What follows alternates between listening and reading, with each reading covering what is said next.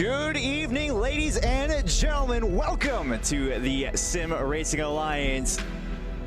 It's season 13. We are starting out tonight strong. As they do go side by side. It is the formation lap almost done. They will look, all eyes to the lights. That's going to be an amazing start. And we have a crash in turn 1 already. What's going on? On to the bus stop straight. Goes for it around the outside. More contact behind. That is huge. A couple of gainers in that one. She's given it everything. She has to. I'm not sure that it's over yet, though. This is the last opportunity. We're off and away for SRA.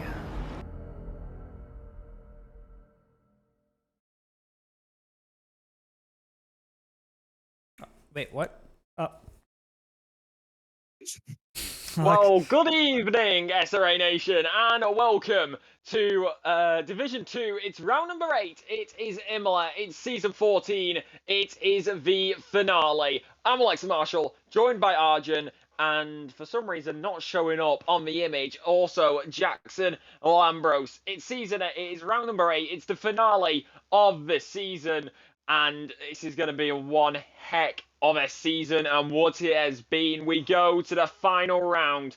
Imola, known for how tight it is, Tamburello, Villeneuve, Tosa, Aqua Minerale, RNG Chicane, and of course this tight main straight.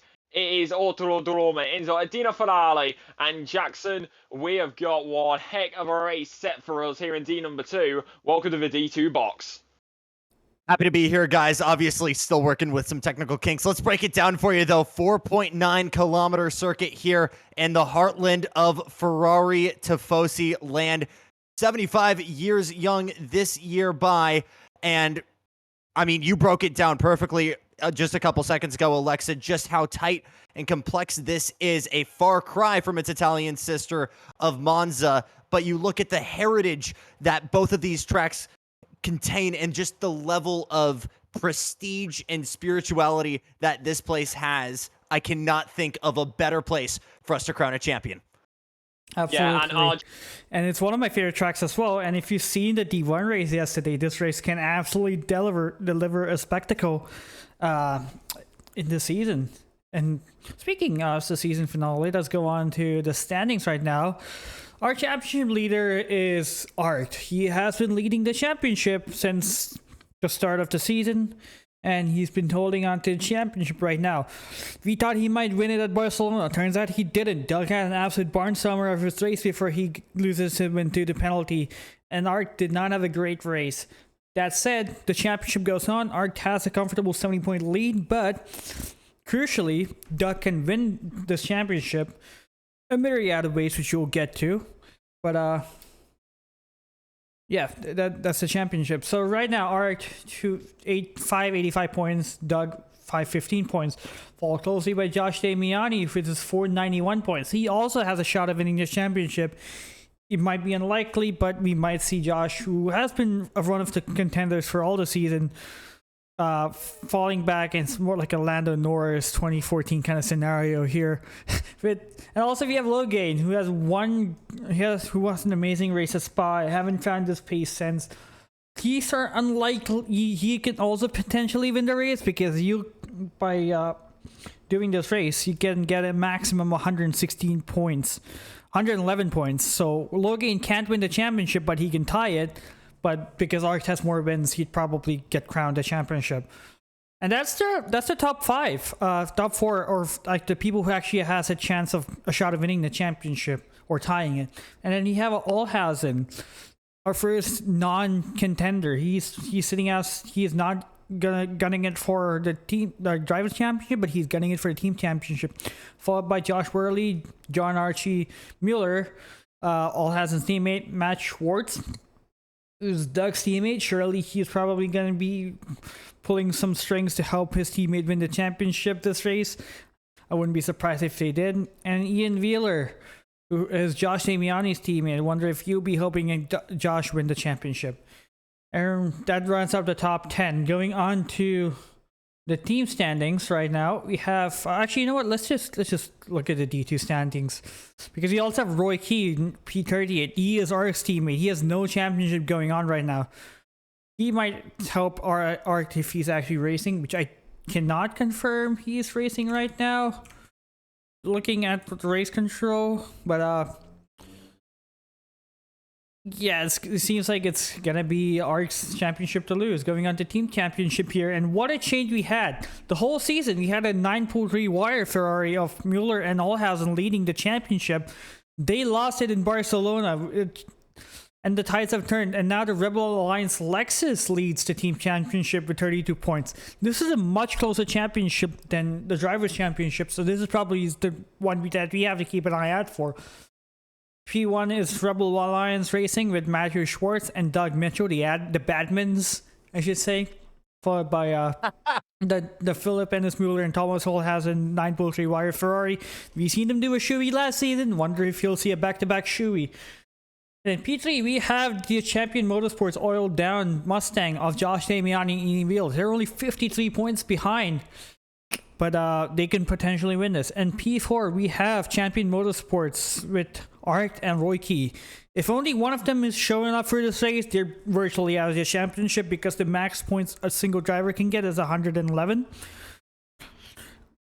But yeah, it looks like they might be out. And then just sitting right at the edge is the Lincoln Continental Racing Bentley of Nico Suavi and Josh Worley. They're probably not going to win it, but they're still technically in the fight for championship.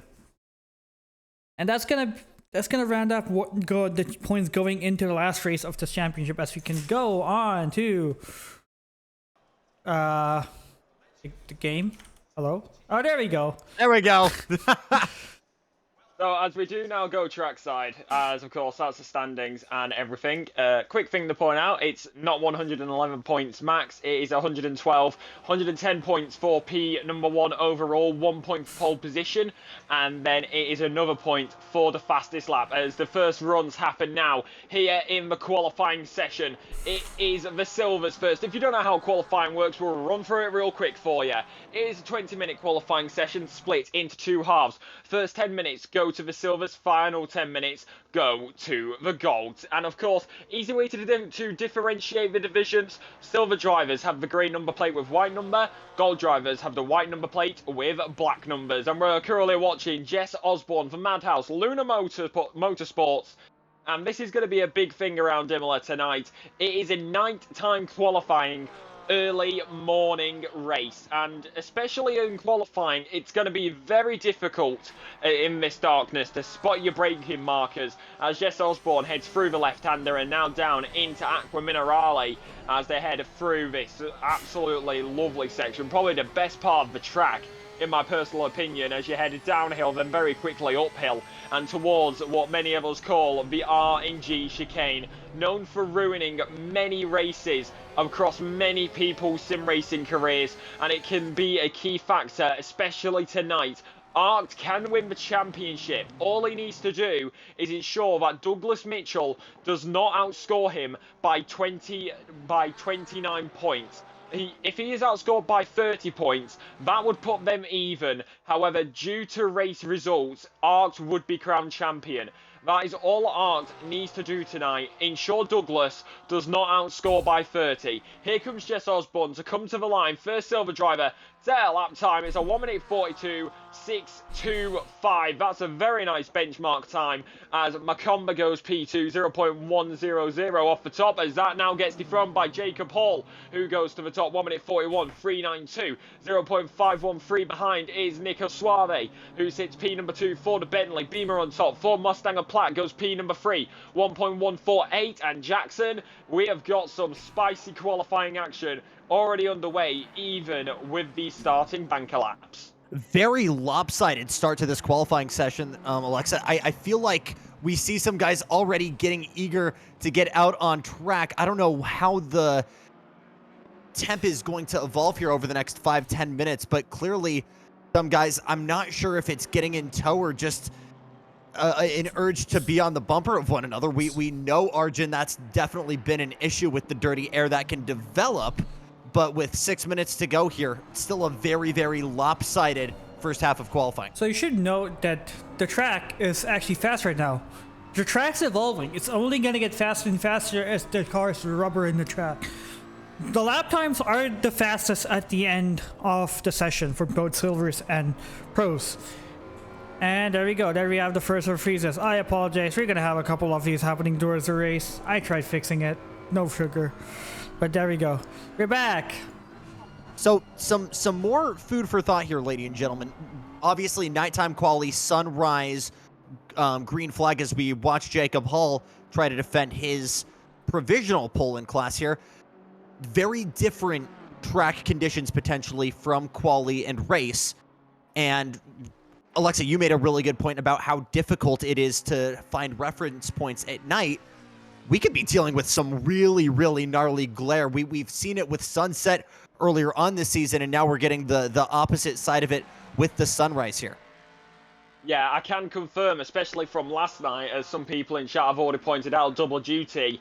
D1 made it very clear. Most of the circuit is all right with glare. However, a major section, which is absolutely key on precision, where you do get that glare, is Aqua Minerale. As you come down the hill, you have absolutely no sun in your face. However, as you head through the right-hander and up the hill towards the chicane, that sunlight hits you like a freight train coming through, and there's nothing you can do to stop it. It hits you, and you just have to wonder, can I see the circuit? How do I see these drivers in front of me?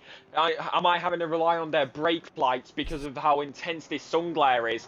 But honestly, we'll have to wait and see, as Jacob Hall still sits up top. No improvements so far with any dethroning positions. However, this is going to be a key factor. We didn't really see this in D1 last night because it was optimal all the way. As there is more rubber that is put onto the circuit, that's going to help progression of the track. That's going to help it become optimal, and that is where anything and everything can be a key factor, Jay. And that's where anything and everything can be a key factor. Yeah, I agree. And also, one thing to note in this track specifically, that it is a track limit nightmare. It's so easy to go across the track limits. It's so easy in, was it Paratella? It's Ravazza? No, it's Paratella. That's the fast downhill left-hander. It's easy to go off the track as the exit to Aqua Minerale. It's easy to go off the track in Variante Alta. This track, and also a lot of the corners, like the exit of Villain Chicane and the exit of Ravazza 2, I believe that's the final corner, you can get in the gravel and that will compromise your speed going onto a straight. So there's so much room for, there's no room for error, and it's so easy to make a mistake on this track. And one thing to note is that in D1 yesterday, we had so many drive-thrus. I wonder how much of those we're going to see today. I feel like this is a track that kind of, looking at the outline, it's sort of a sleeper track. You see a lot of 90-degree left and right-handers, a chicane in there, but you don't realize, one, how narrow this track can be, and two, just the elevation change. Things come at you quick here. Oh yeah, absolutely. Yeah, we just saw it there, Aqua Minerale. That's probably the biggest part where you can see the grit, where you can see the change. As of course, also going downhill here, going into Ravazza 1 and Ravazza 2. It's just a major change. Aqua Minerale in particular, left-hander, downhill right-hander as you're still going. And then as soon as you let off that brake, you are on the accelerator through the right-hander as you head back uphill. Also, Aqua Minerale, you can push track limits. Yes, it's easy to go off, but you can push track limits for quite a while on Aqua Minerale, especially in the downhill section, and trying to keep it as tight as possible. We saw it in D1 yesterday. Some of the battles that you see through the first sector and through Aqua Minerale can be a big factor, and you just love to see it. But you gotta remember, we've only got 1 minute 25 seconds left of qualifying for the silvers remaining. Here comes Schwartz. Where will he go? He sits P2 currently, and it looks like he will stay P2. 0.710 behind the top time. Jacob Hall on an absolute flight. It's 1 minute 40, 740. and it is a testament to the driver skill, because last night we were seeing for majority of the grid we were seeing 1 minute 35s. So when these gold drivers come out, as it has been said earlier on this season, as we see a car there off at Villeneuve, it is D1 gold and D1 silver and D2 gold can be very interchangeable. Yeah, and also, as Jacob Hall runs wide, never mind. He's sitting in pole comfortably with a 7/10 lead. Oh yeah. Another thing to note is in Matt Schwartz, he is in the team championship battle right now, and he has wrapped up the Silver Drivers Championship in Barcelona, I believe. I should actually fact check it right now before confirming it, but So this will be a comfortable pole, though, for Jacob Hulp. Some potential improvements coming for the sister car of Macomber, but not sure if it will be enough to clear Schwartz for that front row. yeah, it looks like Matt Schwartz is leading Jacob Hall by a good 111 points in the championship. So that's time. Yeah. Go on, Lex. Well, time is up. I'm just looking at the deltas here. We do have Hartman, who is on a 5/10 improvement at this current moment. Oh, he's not. And that puts him up into P number 6. That was a nice improvement, jumps him quite a bit up. And if D1, D3, and D5 are anything to go off from last night, of course you can find those on the YouTube channels with the VODs. And if you are watching on YouTube and you're watching the VOD, like, comment, subscribe, hit that bell for notifications so you are notified when we go live for season number 15 when that eventually comes around. But we saw last night it was a split for the golds. Also, key thing to point out, gold is about to go very fast because we finally reached an optimum track surface. But note that this is not completely optimum. We are in the optimum range, but the track can still improve to 100% grip. But so these guys will probably hit their fastest laps around like maybe 5 minutes left to go. So there's still a lot of track improving to go on. So my question for you then, Arjun, is I know the track is very close to being perfect. Yeah. We're in the 90s now. What is the difference behind the wheel for you between that small level of a difference between full grip and almost full grip? Is there even a noticeable difference? Honestly, for me, it'd just be placebo. Really? Like, I don't think... I don't know what's... Like, even after having 2,000 hours in this game, I don't know what's, like, actual grip and what's placebo. Unless it's, like, actually fast and optimum. Another thing to also note is that because it's cold, it's only 20 degrees, it will take 2 laps for you to warm up your tires. So, and by the time you warm up the tires, the track will be completely optimum. So, you're anyways going to expect a faster second lap from all these drivers, and regardless of whether the track's optimum or not. So I don't think it really matters here, the track optimum stage. Muller, first one on the flyer here, Alexa. Yeah, well, it's going to be a flyer. It's Arct, who is currently through, Muller further ahead. Arct, of course, the current championship leader, as we head now down for Toso, watching Philip Ennis Muller riding on board in the passenger cam. As honestly, this may just be a personal preference, but this is the best camera in the game. You ride on board, looking through the windshield, you see what the driver sees. It's not helmet cam, but it gives you a perfect visual. You can just see how hard it is to spot your markers and how hard it is to see anything around you, because it's pitch black. There is nothing ahead of you. Coming out and through the bump, you can usually see the chicane by then, but now you don't really see it until 150 meters before, and that is where your braking marker would be, 100 meters maybe, depending on what car you're in. And Philip Ennis Muller currently on an absolute flyer as he does go around. P number 20 currently with no lap time on the board. Of course, no silver times will be set now as they have had their qualifying session. It's completely gold. 6 minutes 35 remain on the clock, so you're only going to get about 4, possibly 5 if you're quick enough to get your laps in. But here we go, Philip Ennis Muller for 9 pull, 3 wire, goes to the line, goes P7 for his first banker time, and that is going to be where he sits. But a good time for Douglas Mitchell, trying to chase down Arct. He needs to outscore him by 31 points to secure that championship, and even then he has got to hope that there is nothing that the stewards throw up with any incidents that may happen around him. Of course, he lost the race lead last week. He lost it due to an incident at turn number 1 in a battle that he had, I do believe. Someone may need to fact check that, but it is Art who now goes on the timing board just behind him as well. So even in qualifying, you can see the gap. Less than a tenth between them as Damiani goes in between. Jason, it's only qualifying, yet the two championship contenders already going tooth and nail. Riding shotgun here with Josh Damiani. Damiani. First one of the night of many. Get used to it. What's interesting to me here, guys. Oh, big off there right in front. What's interesting to me is we're still seeing Silver's first, second, and third right now. Our championship leader, Arced, now finally turning up the pace over half a second, improving. As of right now, it still will not be enough for outright pole. I think Jacob Hall qualified higher than all the silver drivers in D1. That is unreal. Actually, I can't. I should probably check the results in that. Let me get you back on that. But Arced out of Ravaza here, though. Alexa will come to the line. There's significant improvement, but I don't think it'll be enough to move forward. Yes, it wasn't going to count either way. He was invalidated on that lap. He was 7/10 up.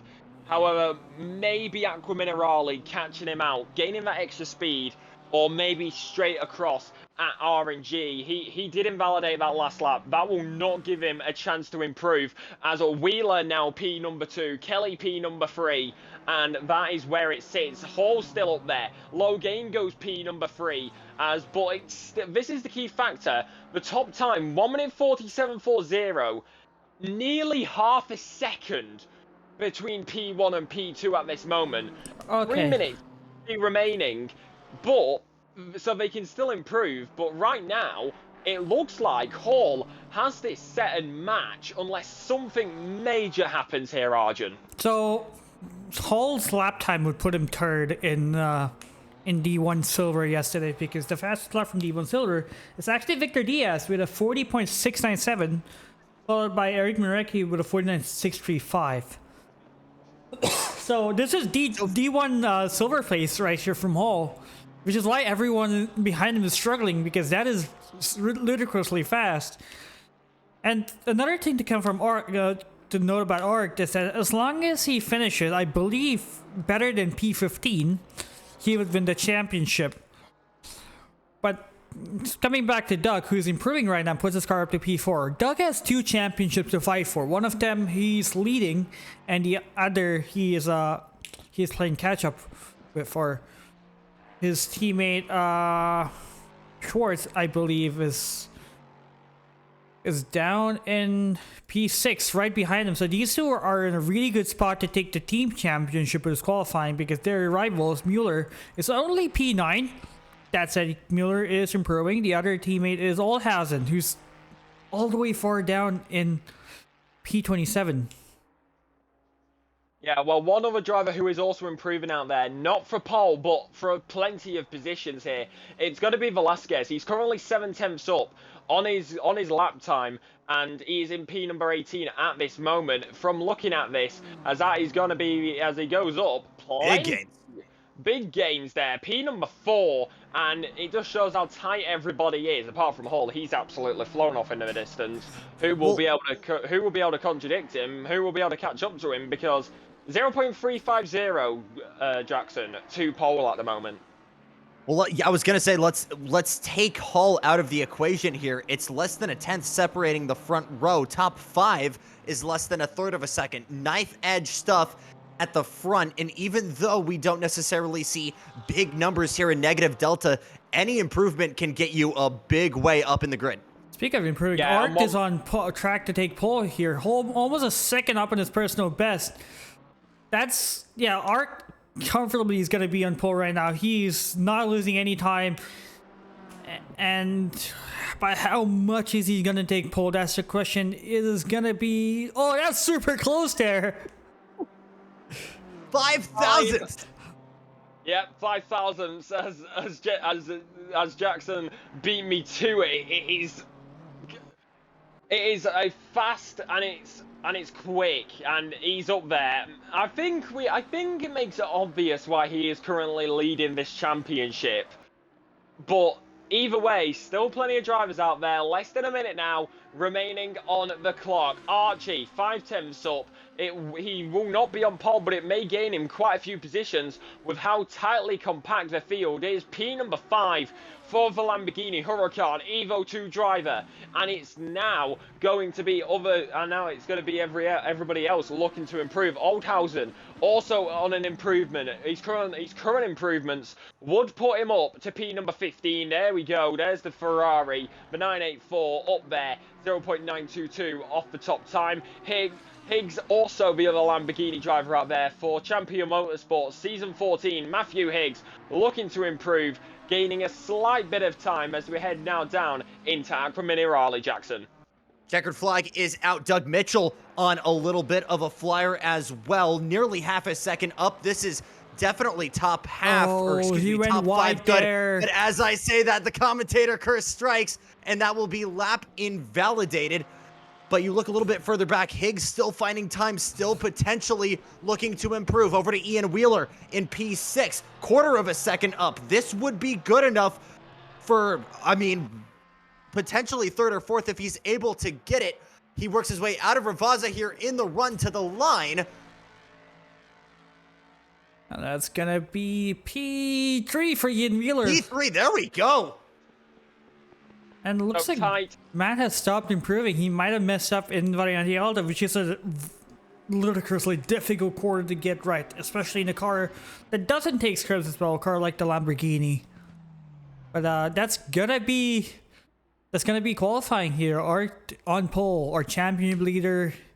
He's doing everything he needs to win this championship, followed closely by Jacob Ho, Logan, Ian Wheeler, who's fighting in the team championship, and then Josh Damiani, who's fighting for third in the drivers championship right now, is in P7, followed by Doug Mitchell, our current team championship leader.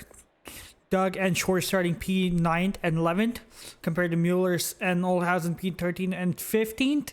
Not what the Ferrari drivers need for this championship. Also not what Doug needs for the drivers championship. But yeah, that's gonna be, we're gonna take a short break as we are gonna read the ads. Jackson, do you want to do the honors? It would be my pleasure. A huge thank you to our SRA sponsors and title sponsors for supporting us here at SRA, as well as support from Documise, a modern business solution for product management. Go to documise.com to learn more today. And support from Retro Saga, a North American-based gaming company that provides accessories for your favorite classic gaming systems, including Nintendo, Sega, PlayStation, and much more. Enhance your retro gaming experience today at retrosaga.ca. Sim Racing Alliance is also proud affiliates with Track Racer. Experience redefined gaming with Track Racer's high-quality sim rigs and accessories. Use code SRA at checkout to support us. From Armamentario, a toolbox for ACC that will enhance your chance to win. Enjoy a fully customizable and enhanced heads-up display to change the way you experience ACC. By AT3D Sim Shop. Upgrade your sim racing experience with 3D printed accessories featuring precision-crafted magnetic shifters, sleek cable management solutions, versatile stream deck mounts, and immersive dashboard displays. Their innovative designs enhance performance and style, elevate every lap with top-tier quality and craftsmanship at at3d.net. By Go Setups, premium esports setups for everyone. Use our affiliate link on our Discord and take your drive to the next level. By Castle and Cauldron, a home-based crafting business specializing in handmade Harry Potter, Fantastic Beasts and Fairy World collectibles, magic wands, potions, mini dioramas, wall decors, costumery, cosplay, and much more. Castle and Cauldron is where crafting meets the magical. Visit facebook.com/Castle Cauldron. And from KP Concepts, your source for custom automotive renderings, graphic design, and printing. We spend countless hours making you look good for all the spectacle. Check out kpconcepts.com for more. I must say, the Go setups for the BMW, absolutely beautiful. The car was so stable over all those curves. I think that's what Art is using, and so is Jacob Hall. I'm pretty sure they are using the Go setups right now, and I think that's what's helping them get into P1 and 2. Just saying. How many KP concept liveries we got in here? I don't think we have any KP concept liveries. They make signs, and I think last time in last season's Shui, he got our D1 champion Jess Spangler using a KC Concepts poster of his champion winning card. Wonder if any one of them is gonna do it for this season. Who is gonna do it this season? That's gonna be the question that we're gonna get it answered in the next hour or so. Last race of the season, and not a sponsor, but a huge thanks as always to Selena Boonstra, who is of course behind the wheel of her Porsche 911 tonight, but for giving us great cinematics both for the D1 broadcast as well as all of the opening and closing cinematics you guys see. She's so stupid good at this. Yep. As she also nails this livery. That's a great livery from Selena and Jess. I think Shark made this livery. He makes all the liveries for comic racing. Another fine work from him. But last race of the entertainment themed season here. Obviously the Mario Kart themed M4, pretty hard to miss here as we are getting set for 1 hour of racing. One pit stop will be mandatory. And before however, we do the it race, will only be for tires. Yep. You should go to the Ayrton Senna Memorial if I can find it. It's a good tradition, I guess. I should probably done the research Of where it actually is. Yeah, there we go. Ayrton Senna Memorial. Looking at right now. Beautiful. In memory of Ayrton and Roland, as these drivers now go to the start of the final sector of this race.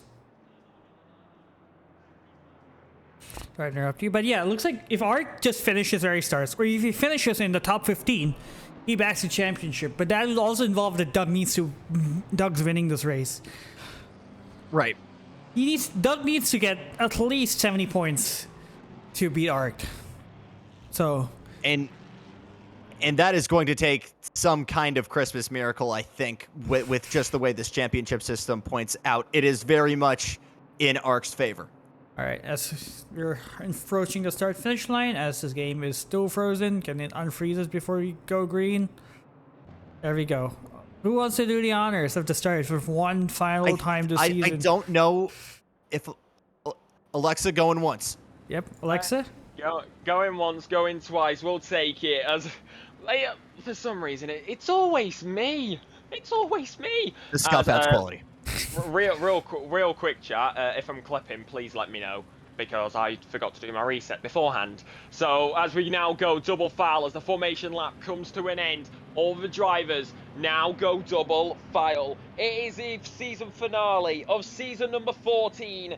It is Imola, as all eyes now go to the lights at the Autodromo Enzo Edino Ferrari. Where can we go? Where will we be ready? As the screen freezes, we wait to see it as we are waiting and we are racing as the green flag drops.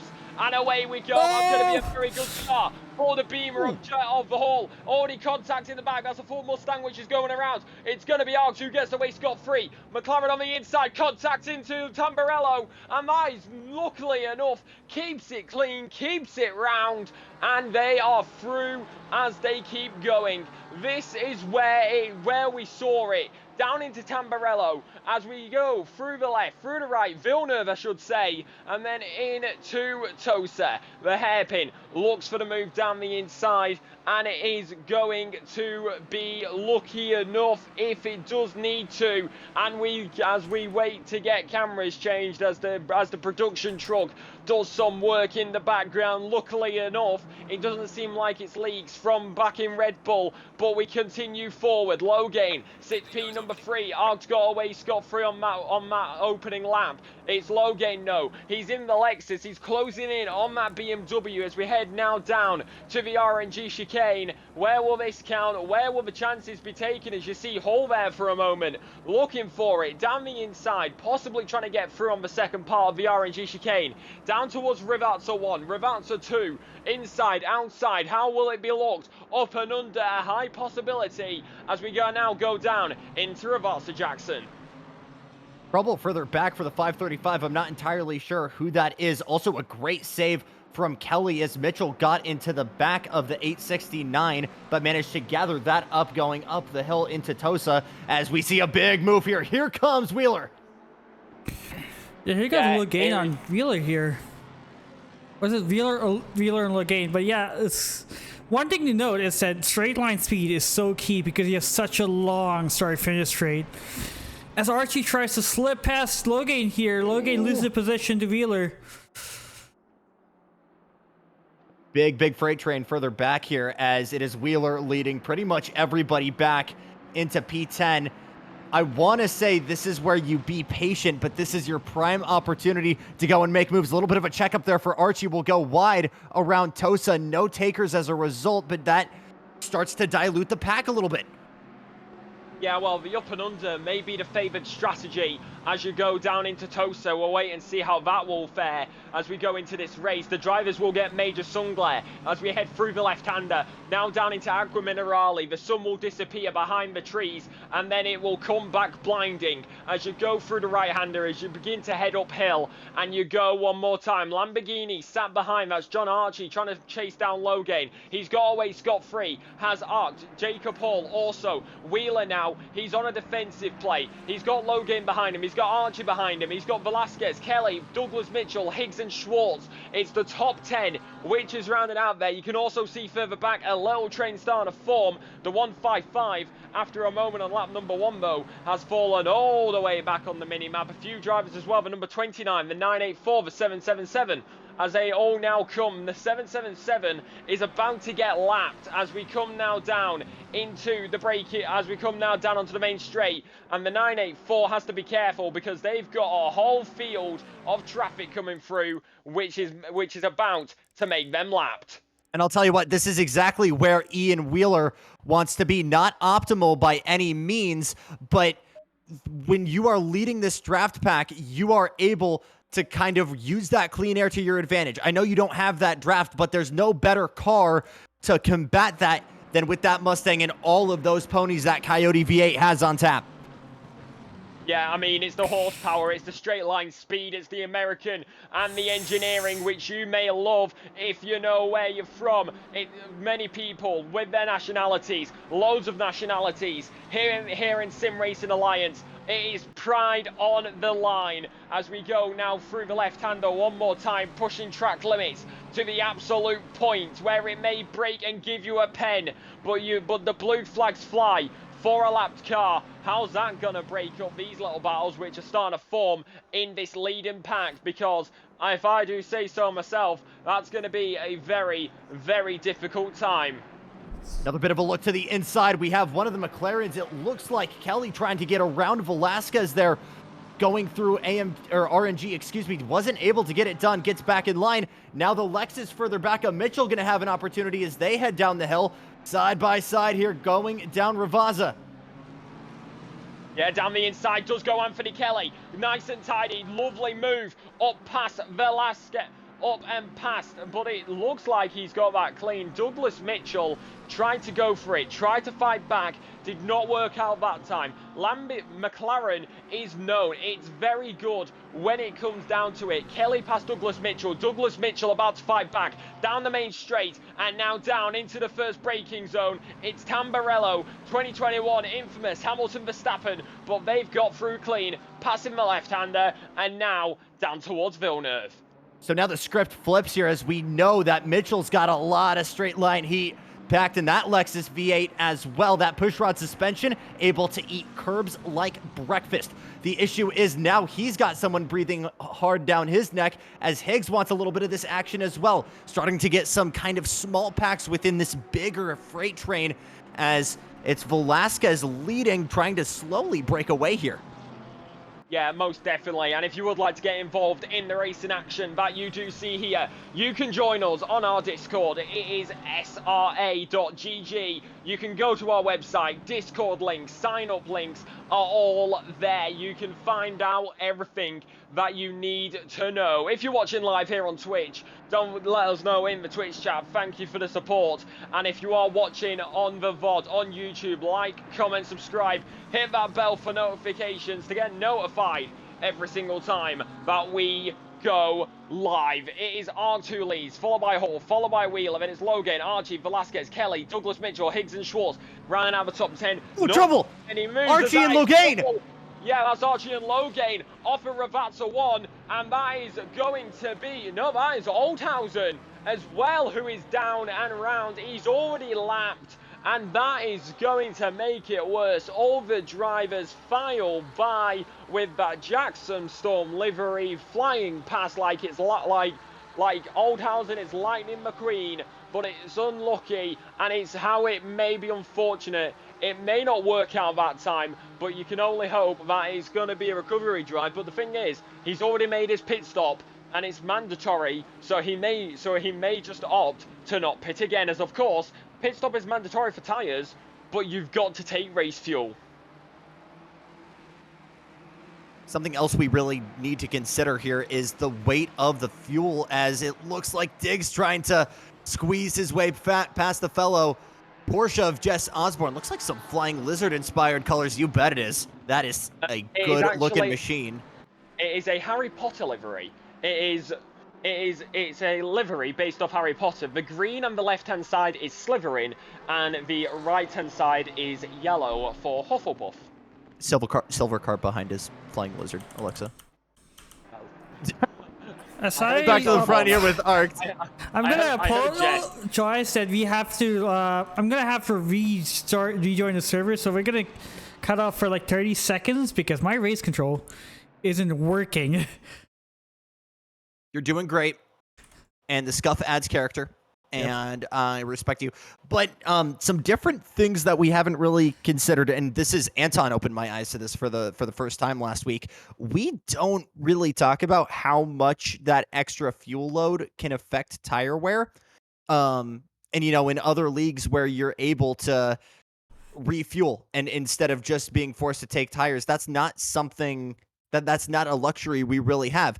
So all of a sudden, that's another aspect of this, right? Do I try and extend and wait until the car gets lighter, or do I, pit early and try and minimize that tire wear?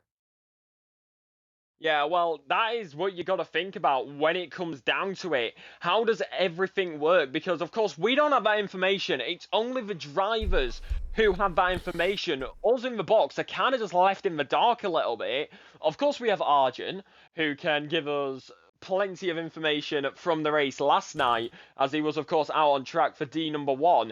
But it can be a bit more tricky, as we do apologise for technical difficulties. The production crew in the background, in the production truck, is working on the issue so we can get you live. I don't want to hear any complaining, chat. The Scuff adds character. If things were perfect all the time, y'all would be bored.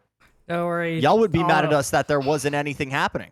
I can confirm that this will be the last time this was happening. Because we're probably gonna get a new production truck after this. Yeah, we need. I'm stealing Arjun's production truck. No, can we just? We're trying to fill the void a little bit here, chat, and people who may be watching. Please don't tell us off, our bosses. Please don't tell us off. Can we use some of the budget and get a new production truck, please? Like, I'm looking around the production truck and I'm seeing a wood paneling falling off on the right hand side. It is very bold of you to assume we have a budget. I know, right? So, as right now, Douglas Mitchell is going to continue here, trying to get past. It is very as now going to be having this race as we are back we've got you trackside coverage, and we've got you plenty of action to come. As the production truck issues have been fixed, we got a bit of wood, we patched a hole, and now we're working again. Jackson, we've got a McLaren who is still having to defend from the one, the only Douglas Mitchell, who's still trying to fight his way forward, because right now it is ARC's championship to lose, Douglas's to win. But here comes Higgs further behind in that forest green Lamborghini Huracan. And this is a battle, at least at the front here, between Kelly and Mitch that has kind of happened since going into the opening corners. Going through the second Variante through Villeneuve was a big touch from this Sith-colored McLaren, as we've got problems, it looks like, for Brooker Quigg. Slow in the 27. Looks like that. The front end looks you tell me, Arjun, hit. that looks not self-induced. Yeah, it looks like he might have bounced onto the curb. I don't know, but this is all I'm seeing right now. But he has so much front end damage. I wonder if he's actually run into another car. But that kind of spin happens when you bounce over the curb. Yeah, So well, this is the thing. This is the thing. ACC crash physics made the car in front crash. This isn't iRacing, where if you make contact with the car in front, you're the one going round. No, ACC, you make contact, you're usually both going round. But that did not look self-inflicted, because if you have a moment in Villeneuve, you usually spew on, but to the right, not to the left like we saw there for Brooker Quigg. As right now, it is Logan who is currently making his way down. It is going down into Tamburello again. But we're already 10 minutes deep into this, and there's plenty of battles out there. There is Philip Ennis Muller for 9-pull free wire. Yeah, it looks like Mueller and Oldhausen both have. Mueller might have pitted so early because he's done his pit stop, but he's so far back. I wonder if he tried to do a pit stop to get out of traffic, but doesn't. I mean, I'm not getting any information because I just rejoined the server, but yeah. Back over to Logan versus Wheeler here, as we have the two kings of straight line speed here behind these two BMWs outright. Your battle for the final step on the podium, excuse me. Logan has been on the move big time, has already cleared Kelly and cleared Velasquez. Ian Wheeler has been the American Minister of Defense for the first 15 minutes here. What will he be able to do to defend in the long run? Yeah, the defense in the long run is going to be the key factor, as we do have yellow flags flying. That's for the 585. That is self-induced down at Villeneuve. They RTG and they are out. They are gone. And you can only wonder what happened there. It looks self-induced from the minimap. But looking here, we're looking at Cody right now. Diggs, Funk, Guzman, Vargas, Quigg and Guzman all behind him. We've got a train here at the rear of the pack, Jackson. You got an overtake Big going on run here. Looks to the inside. This will be brave if he can do it. Thinks way smarter of it and backs out, but forces both of them to go for a little bit of a trip to the beach. And Logan might have forced him into an error, and he has. He's cleared Wheeler. That's a great overtake, but both of them were on the edge there. Logan almost runs wide. Just gets his car slowed down before the curves. Further back, it looks like Higgs was trying to make a move on Mitchell as well. That's been one that's been brewing for a while. He did back out once again. He goes very deep into Tosa, and in some physics-defying way is able to get that Huracan stopped. Back over to this Porsche battle. It's Andy Speed on the inside. Oh, game of inches, but is able to clear it as they work themselves through on the run to Variante Villeneuve. Another look to the inside on the Hogwarts car. Can't get it done. All right, crucially, I think he just went around. Oh, Josh Damiani had an incident with... Yeah, I was just trying to pull out an incident on Tamburello with Josh Damiani, our championship contender, and Carlos Guzman, but yeah, we just missed out another incident here. I don't know if I can get the replay on it. Let's try our best. Yeah, we'll see if we get... With the production trucks, we'll see if we can get a replay on this. Who was it? Who happened there? It was one of the Hogwarts. I don't think it was Jess Osborne. Another big incident for the Porsche. Porsche D. That is Rust who loses out one. Jackson Storm livery flies absolutely past Vasquez and Russ. now locked in that battle. It's going to turn into a four-way fight. Vasquez, Russ, Hartman, Ferrer, all down into the braking zone. Cheese livery down the inside, up against them, wheel to wheel, side by side, two abreast. Down into the final two corners and into the right-handers. Down the main straight, Champion Motorsport with a yellow car, aka what I call the cheese car. Down at the main back straight, it's TCB RTAW for the team name. Pablo in the 130, still trying to make his way forward, up against the Mustang, the Champion Motorsport Mustang, infamous around these parts of SRA.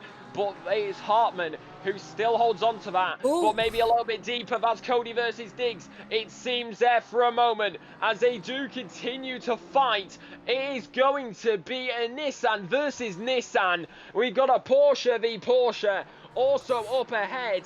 And it is through Villeneuve we go. Now into Tosa.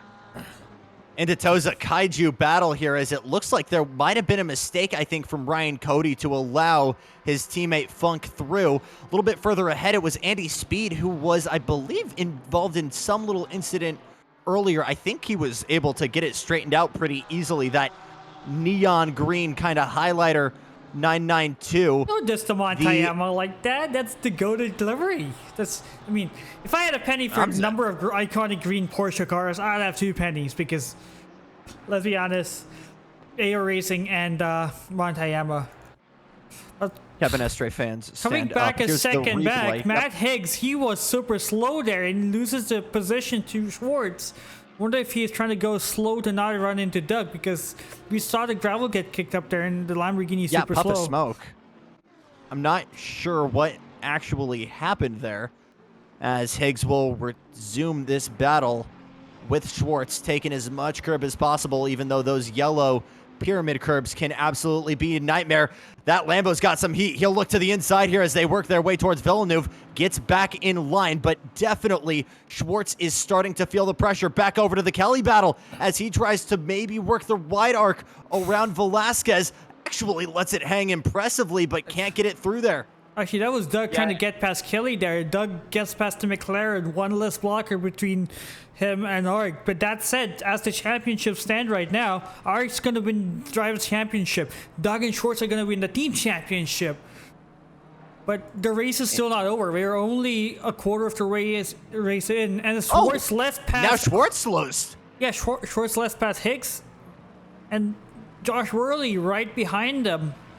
I'll tell you what, that's telling me a lot, Arjun. I think that was maybe that first go at it was actually due to maybe avoidable contact, and Higgs decided to play the gentleman, lift off, and let him on by. As now the Bentley of Woki will try, or Woki, excuse me, now looks to the inside, going down Ravaza as he goes very, very deep, keeps the boat in the water though, as that Lexus will hold on to that position. Yeah, nice up and under there for the Lexus as the Bentley is going to opt. It's into the pit lane as we are just a minute away from the 1/3 mark. We're away. Yeah, we are entering the 1/3 mark as we're right now entering the pit cycle. This is where everyone is going to go into the pits. Worley goes into the pits. The other Lincoln Park car goes into the pits. The battle between Cody Platt and Luis Vasquez. Vasquez gets shoved off the track. Quick work from Velasquez. This is going to be a fast rejoin, and he's going to drag some gravel on. Oh my goodness! That's Platt. Somehow keeps it away. That's as Hartman. Platt has to do some fast work there. That is, oh my goodness, some great stuff from Hartman. They're able to avoid it. Now he'll go in the sand. And Farrah's going to get past the Mustang. That's an absolute carnage with both Champion Motorsports Mustang losing out. Not a great race for Champion Motorsports so far. One car all the way down in P31. But these two, dear silver drivers, they're doing pretty well, as it seems. Yeah, well, you may do well in these early parts. It comes down to the later parts as Higgs is still on the attack. He's got the McLaren. Oh, yeah, he's in front of him.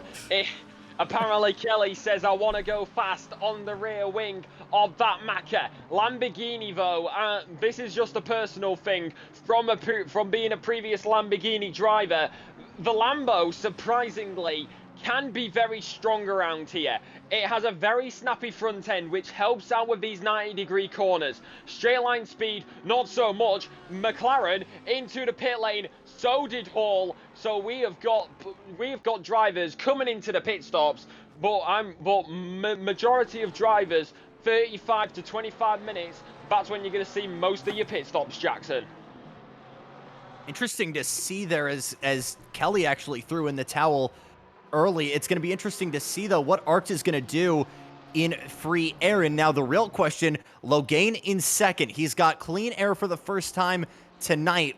What is he going to be able to do in these next couple of laps, next couple of corners to close the gap? Does he react to this strategy? How is he going to try and close this gap to that BMW? Back over to 11th. Yeah, it looks like Paulie's trying to find every way possible to get past the Beamer as he looks behind. The Cody Platt has gone into the pits. Well, it's going to be an overtake around the outside. The overtake is really good on traction. Wonder if that's going to be enough for Hartman to get past. No, it's not. Paulie has the better... not Paulie. Farah has the better traction here. Good defense from Ferrer. Looked to the inside, but still kept it as far up the track as possible to carry some speed through Tosa, and is just sitting in the middle of the track trying to make that M4 as thick as possible. Yeah, I mean, that's the thing when it comes down to it, especially a circuit like this. You want to make your car as wide as possible, and the middle of the track is absolutely perfect. That is Anthony Kelly, who has a drive-through penalty, speeding in the pit lane without a doubt, and that is the first penalty here this evening, which is being handed out by the game. I am gonna guess that that is only the first of many, as the race leader and the championship leader now opts for the box. It's Arct who comes in. P number 7 now, as he continues to drop down the order. P number 8 further and further. He's in, he's selected, and he's ready to go once he's got those fresh tires. Once he's got those fresh tires on. Looks like Kelly even had a slower pit stop than the others. He was stopped for 4 extra seconds. So that was a completely botched pit stop from the McLaren crew, but when it comes to track limits as well as getting the car service when it is stopped. So heartbreak for Ant Kelly, who was looking so good at this point in the race.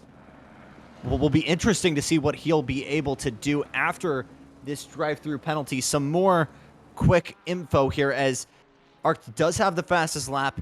Him and only one other driver have been able to break into the 41s at this point in the night. Both himself and I believe it was Miller. It was John Archie. He was into the 41s, and then Jacob Hall as well with a 41.6.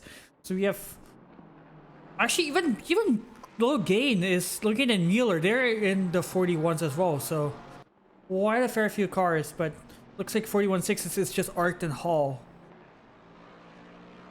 Would love to see where Arct actually merges out here. This is prime stuff. Are we going to see Hall potentially strike? This is the closest in a while these two have been. And if I'm Hall, this isn't my championship battle, but I'd love to play a spoiler and get one step up in the podium. Yeah, how hard are we going to see him strike? While Arct and Hall have stopped at the same time, looks like Hall pit stop was like 1 second slower. Right, yellow, so I'm going to cut in here. Apologies. We got yellow flags down at turn number 1, and that it looks like it was a few drivers. I couldn't quite catch the numbers. Number 7 is one of them. That is Selena Boonstra with a collision with a Champion Motorsport car. Who was caught up in that with her? It was not Kelly. Was it a lapped car or was it not? It's hard to tell. The Ford Mustang got away scot-free. If we are getting this information correct, yes we are. You can see the damage on the front end. It is Platt who made that collision, it seems, because the bonnet of that Ford Mustang is a little bit askew, but he's already made his pit stop, so he's not going to be. So it looks like he's not going to be coming in. He's going to have to drive with it, and there's not going to be any gaffer tape put on it by the pit crew. Yeah, it looks like Hall and Arct, they cleared everyone in the pits. And it looks like looking gets ahead of Wheeler, and Doug's got a penalty. The champions leader's got a penalty. And the plot thickens. Oh my goodness. All he needed to do is finish where he started, and he went and blew a drive-through penalty to Doug Mitchell. The team championship is alive.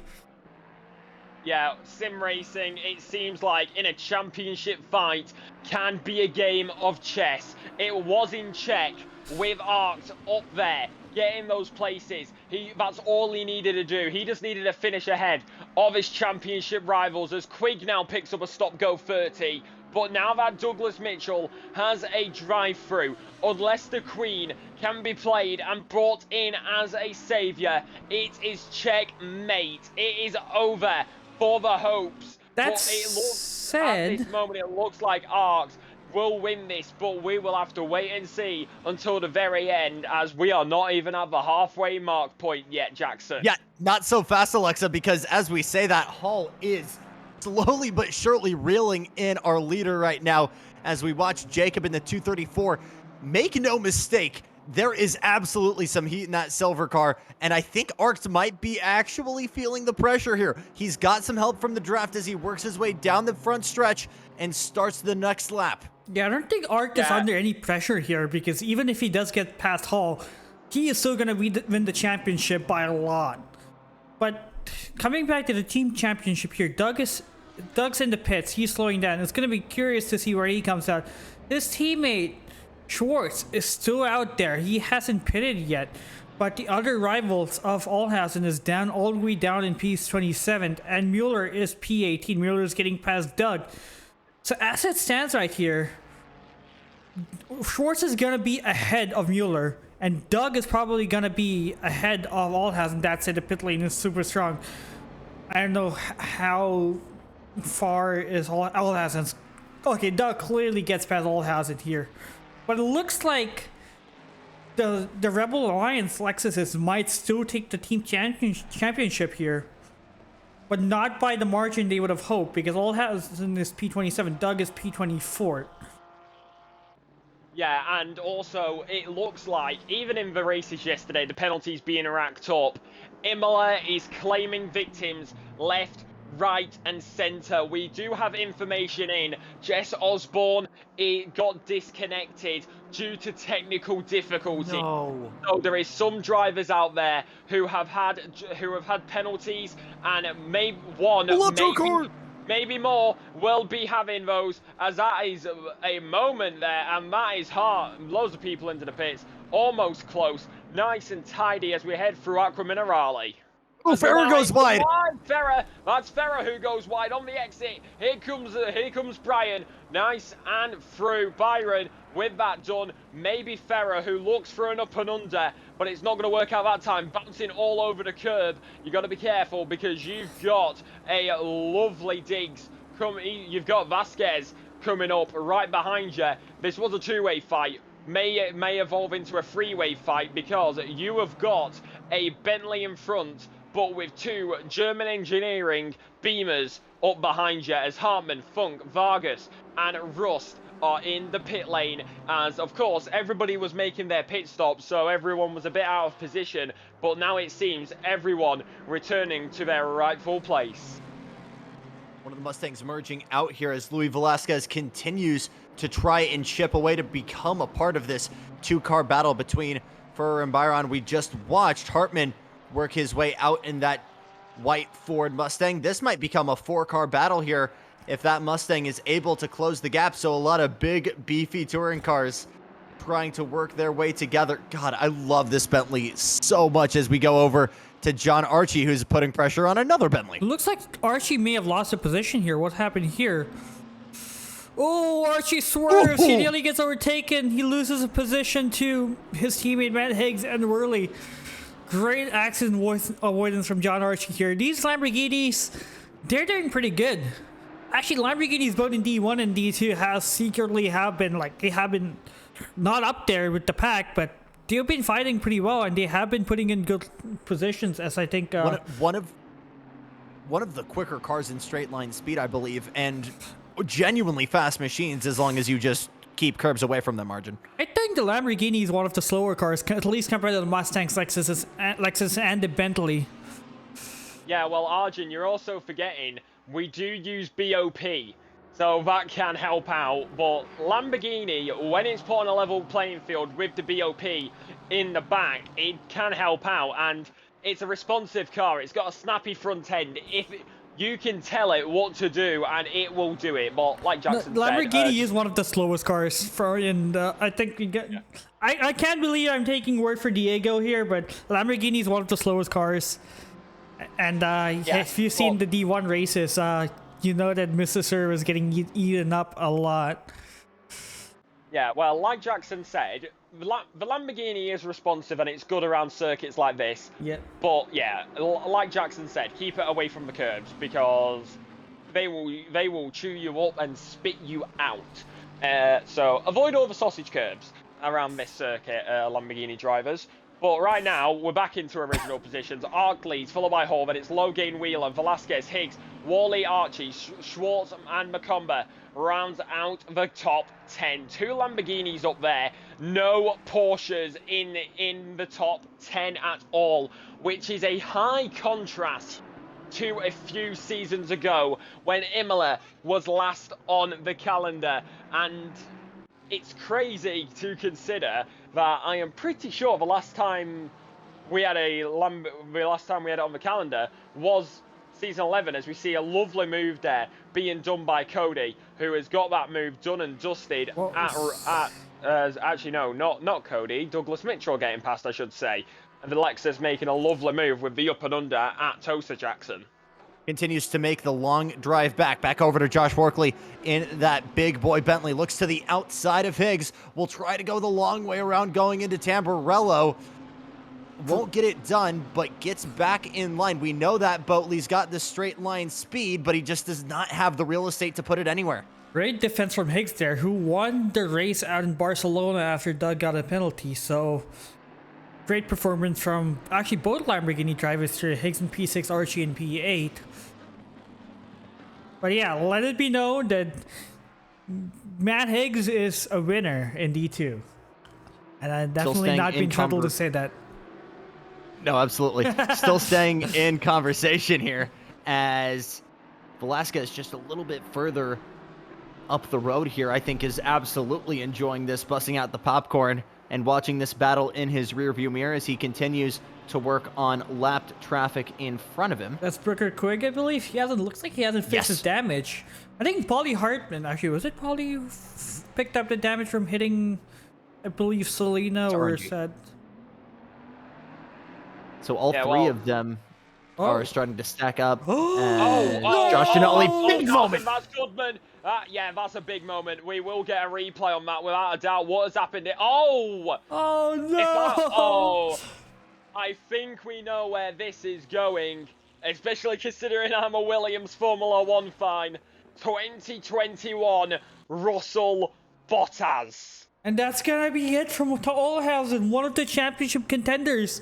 Has parked it into the garage, which I don't blame him. His car is absolutely destroyed. But that means that the Ferrari drivers, the 9.3 wire cars, are one car down. The remaining car is Mueller down in P13. But the Rebel Alliance cars is Schwartz and Doug. They're in P9 and P22. Either we're gonna need objective now. Current objective for Mitchell, I think, is to just bring it home and keep the carbon on the fenders. I wish I know you don't have the ability to do this right now, Arjun, but I just wish we could see that replay a little bit longer because it felt like we were showing up to the crime scene as the trigger was being pulled. It looked like there was more than one Mustang involved there, though. I should probably make the replay slightly longer. Not gonna lie. Yeah, I mean, what we saw there, it was 2021 Hamilton. It was 2021 Bottas, Russell, as not only myself but also Twitch chat pointing it out. It seemed like it was that moment. One driver touches the grass on the right hand side, spews across onto the left, hits the contact, then they both veer across and into the grass and gravel. Possibly two cars got involved with it at the start, and another one just ploughing into it with nothing that they could do other than slam on the brake and hope. Right now, this battle, this is a four-way fight. All these drivers are so close to each other, as it is not Walkley, it's Worley Jackson, as it's Worley, Archie, Schwartz, who are up against each other down the main straight, as these guys are having a nice three-way fight like they have been this entire race. And I would like to point this out, we are past the halfway mark. This race has absolutely flown by. I think Doug gets... That's usually a good sign that we've got plenty of good battles. Watching the replay here with one of the Lexi. That's Doug here. He gets past Vargas. I don't know where. Looks like Vargas just lets the Lexus pass, the championship contender.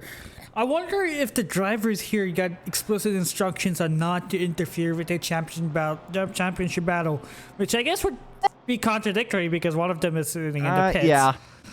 I don't know how to feel about that. Yeah.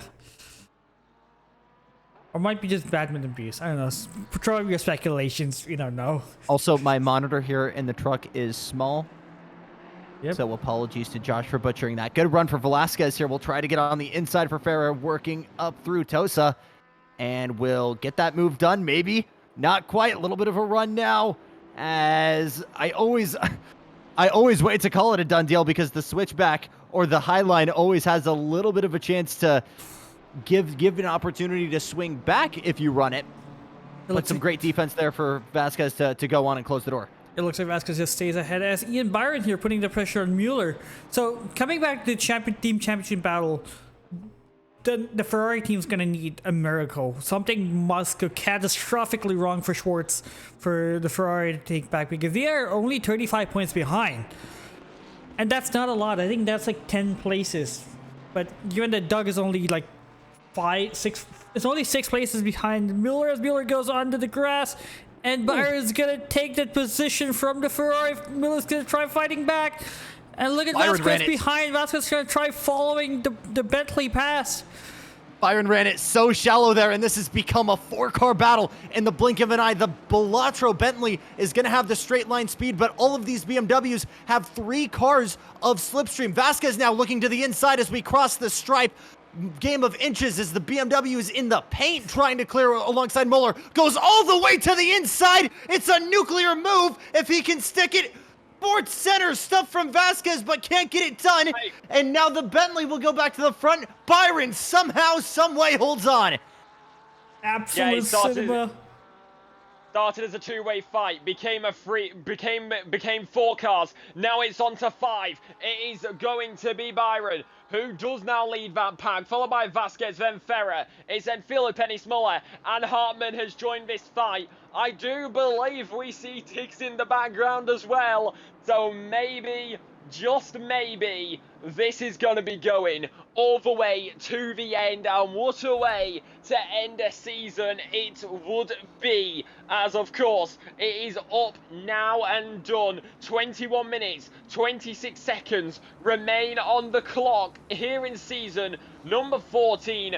Then it is done and dusted, which honestly, it's kind of sad when you think about it. It is my first ever season calling SRA. It's been awesome. I've been able to do plenty of different divisions. It's happy to not see the entire top 10 be Mustangs. That's new for me. This is the best division to watch. D2. These guys are absolutely on the limit and absolutely aggressive as well. They throw some great battles. So here is the freight train right behind us. Alexa, this major freight train we saw earlier on with Ferner, as now Ferner with another run will try to pass that fellow BMW, tries to give Vasquez maybe a taste of his own medicine up the inside going into Tamburello. Stays in line, but on the anchors gives a big lunge into Tamburello. You bet he tries it. Yeah, he's right there with him. He's right there with him. The black and purple, luckily enough, getting away scot-free. Now it looks like Ferrer has to defend one more time. Here comes a Ford Mustang, getting past the Ferrari of Philip Muller. Hartman's right there with him, up in this fight. Wheel to wheel, they were for a moment, heading out of Villeneuve. And then into Tosa, up the inside. Here comes Max Diggs. We said I mentioned him before, he was entering this fight. He's now entered it, and he has got through one car. And then there were 6 as Hartman is a man on a mission in that Mustang. Further back, Hartman trying to go with them as these guys are on some slightly newer Pirelli rubber. A little bit of a look to the inside there, it looked like, through Aqua Minerelli at the back of the pack as we ride shotgun with Hartman. My eyes! And this is where I think this is where the track gets the absolute worst comes to visibility. Sun's in your eyes, going over the final curve. You can't see anything with those reflections. Absolutely brutal for these drivers here in this back half of the track. Heading now down towards Ravazza 1 and Ravazza 2. Lovely views from the housing. You can only imagine how much that costs in real life. So you can only imagine how much it costs to live there in real life, but this is sim racing. We get a beautiful view as they now head through Ravazza 2 and then onto the main straight. Like you said, Jackson, then there were 6 and maybe there will be 7 because you look at this, there's 3 in front, you got 3 people there. Maybe a 7th if it comes down to it. 6 seconds behind is Funk. So if he puts that foot down, he will be able to close in. As right now, Hall has been using this slipstream. He's just been dragged along by Ark. He wants to secure that P2 on the podium. Right now, though, it looked like he was going to go for the move. Does not want to get involved, though. Just playing the safe game is the Super Mario livery. Let's go down. And I think on the other side, we have Doug here on a mission, trying to get back as much as he can. Their Drivers' Championship might be well out of the reach for the Lexus driver, but the Team Championship is still alive, and right now they're in a good spot. Doug just needs to put in the work. All he's got to do is move forward, and as we mentioned, keep the bodywork on the machine. Jacob Hull, on the other hand, is just going to be playing the patience game as he looks for potentially some opportunities, observing the prey here with just under 18 minutes to go. So I can understand Hall's mentality here. He is so close to getting the overall win.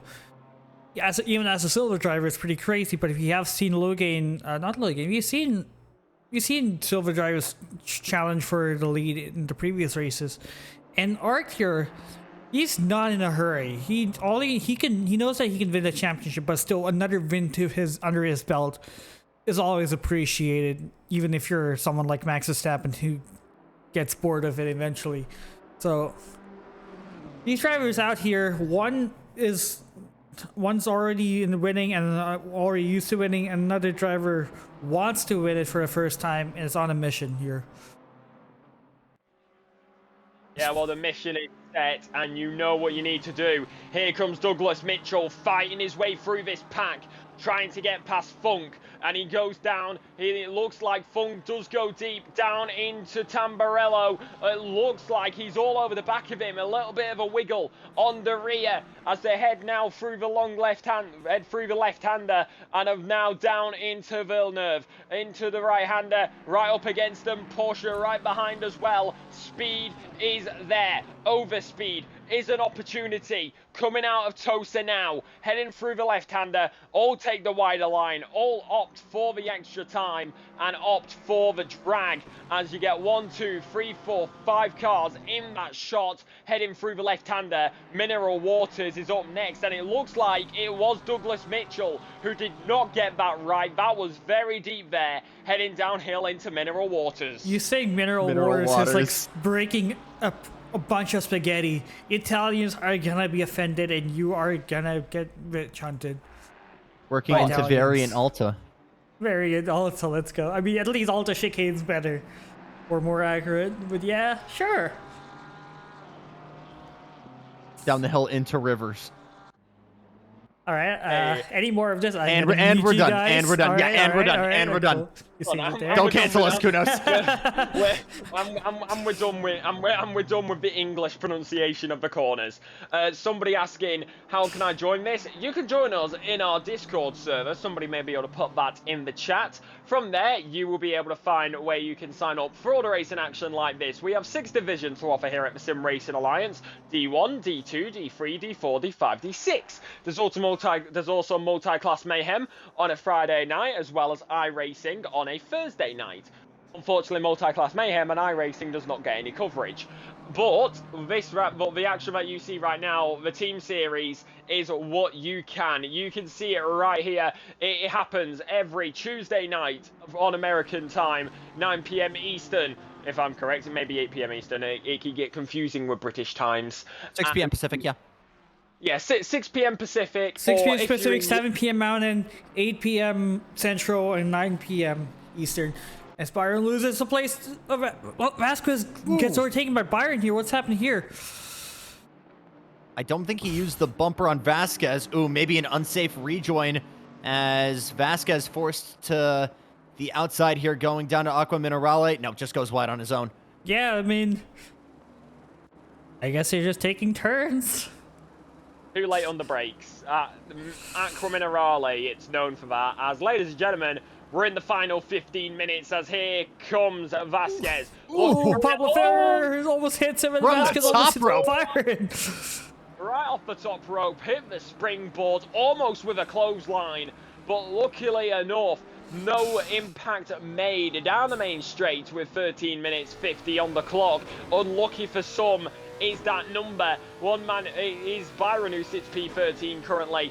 Down the main straight, we will go with that lovely sounding Lexus engine as we now head down the main straight, inching closer and closer. The straight line speed is known for the Lexus. To the inside. On the bumper, goes to the inside, here into the first quarter, into the first chicane. Not going to work out. He plays it again. He seems to do this every single lap. Inches closer, but does not want to take the risk on the inside. Here in Aqua Minerale, you see it. Matthew Higgs is up against Velasquez. These two drivers have been going at it practically this entire race. Yeah, and looks like they're still hanging on here because Worley and Archie has fallen considerably back on this pack. Not often you see Matt Higgs actually being faster than his teammate, but in the right time he is. It's on a track like Imola, which he has a lot of experience in. I mean, who does not love Imola? And you know what? Seems as it is the finale, and we will be waiting for season 15. Let's go through this real quick as we see Douglas Mitchell on the back here. We'll get to it in just a second. Through the right-hander, as we do see them out down the main straight as well. Matthew Higgs versus Velasquez on the rear-end bumper. Gonna go for it. On the left, on the right. Looks one way, looks the other, does not work out. Argent Jackson, let's go through this real quick. If there was one track you would love to see on next season's calendar, which one would it be? Personally, for me, I would love to see a good old return to Donington Park. I agree. It's been so long since he had Donington, and it's a great track as well. But you probably know what track I'm gonna say. I don't think I need to say it. I genuinely don't know. Hit me. He had it once, and never mind, Byron loses the place to Vasquez here. Vasquez, yeah. But yeah, the track that I would love to see next season, making a showing up for a second time in a row, Circuit of the Americas.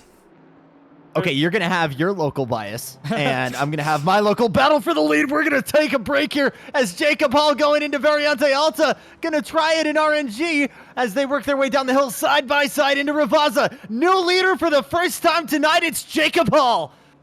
That is how it's done. That is how you make it. He's been there for God knows how long. If we're doing this correctly, he's been there for about 20 minutes. Right on the back of him, inching closer to 30. Jacob Hall, he's been measuring him, and I do wonder, has he been playing this in a tactical style, watching every single moment as we see a move right here at the onto and into Aqua Minerale, through Aqua Minerale. Douglas Mitchell finally getting past Funk, as right now you can also see right there, here comes the Porsche of speed. As he wants to speed, it's going to be the Nissan who goes straight on, and that may be controversial because I think he's just got away from the Porsche with a bit of time to spare. But crucially, he lets Doug pass, so that's not going to be a penalty. But it is reportable, I believe, dodging an overtake like that. But crucially, Jacob Hall, a silver driver, is in the lead.